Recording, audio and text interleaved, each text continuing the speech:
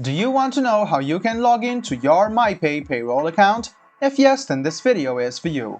Hello and welcome to How to Log In. It's your host back again with yet another interesting tutorial video. In this video, I'm going to teach you how you can log in to your Mypay Payroll account. Go ahead and open any type of browser on your PC.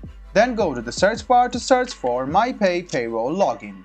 Click on the first link which appears on your screen and it will take you to this portal, which is the official login portal of Mypay. The first step is to write down your username. Go ahead and write down your username in the first box. After you write down your username which is associated to your account, go to the second box and write down your password. Check your password once you're done by clicking on this icon and then click sign in.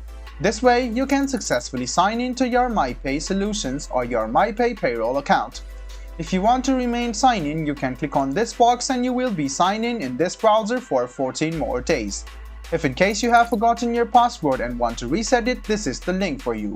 I hope this video about how you can log into your Mypay Payroll account was helpful for you.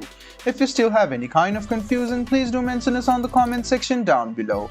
Like the video, subscribe to the channel and do hit the bell button for more. Hope to see you in the next video as well. Until then, goodbye, take care and make sure you enjoy.